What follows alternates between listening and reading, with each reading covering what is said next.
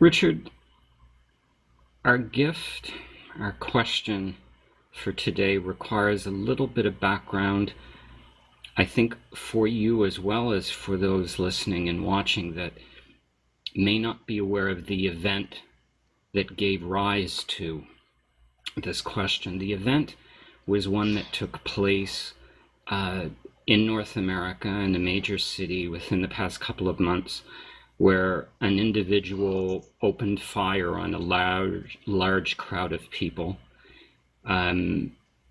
59 people in that moment, in that event, were killed. Hundreds others were maimed and injured. The question is, how do I explain to my children the why of atrocities?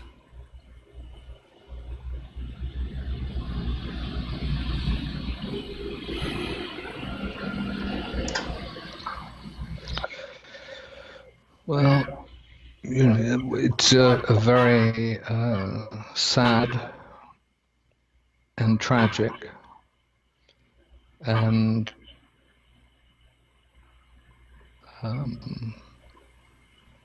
aspect of the modern world that children are so exposed to expressions of evil, terrorism, manipulation of people and subjugating of people, and of course in this case a tragic event itself. You see, now that we have internet, now that we have the information age, technological age, it seems that children are growing up very, very, very, very fast. And we need to respect the age of innocence, the age of understanding things in their more pristine form, preserving the innocence, rather than exposing children before they're ready to very, very complex events and questions and dilemmas. Now, how we do this without going back, because we can't go back. And when people of my age were being brought up, the age of innocence was longer, or you could say the age of ignorance. And you could say that that actually hid a lot of darkness itself. So what's good about that? I'm not advocating the hiding of the darkness, but I am saying if you have children, young children, respect the age of innocence and do what you can to protect them from complex matters in the world that they can't possibly handle. Now, you and I know that most adults are completely dismayed about, for example, those events you're recounting in North America. And the more you look into it, the more questions we have about it, the more misreporting, the more, how could this possibly have happened? Was it one gunman? We've now got the JFK releasing of the papers there. We thought that was one gunman, to the degree that one gunman was murdered on popular television in front of everybody, and mostly everybody said, well done. Incredible. That was the sign of the times. Would we have done that to this man, who maybe was a lone gunman, but there seems to be a stack of evidence that it wasn't the case? We don't know. Adults are in a dilemma about it. We're bewildered, and a lot of us wind up feeling we can't possibly know because we simply don't have the facts. And what are the facts?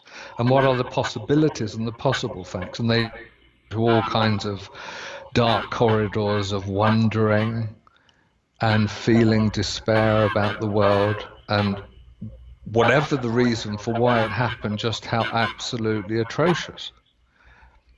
And this is the world we live in somehow. If we can't, of adult age, make sense or even know what it is that we're being told, not even know what it is that we're knowing about these events. What do we do when children are exposed to these things, and what can we do to protect children from these kinds of imagined scenarios? Because they are largely imagined. You see, they're words given, they're scenarios and images that are relayed, and even you and I from the news are wondering, what could this have been like? What might this have been like? How awful could this have been? And how awful could it be to be a family with a loved one who was suffering, even if they weren't one of the 59 or the other larger number of the injured and so on? So we're faced with such awful dilemma.